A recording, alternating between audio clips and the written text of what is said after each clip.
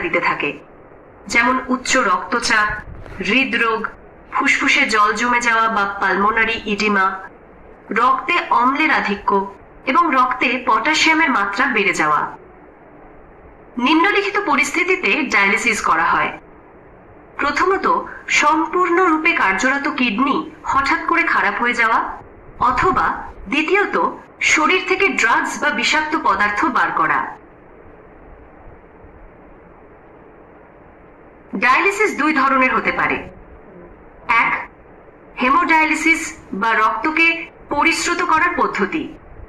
দুই, peritoneal dialysis. Haemodialysis বা রক্ত পরিস্রাবন, এই পদ্ধতিতে একটি ডায়ালাইজার ব্যবহার করা হয়।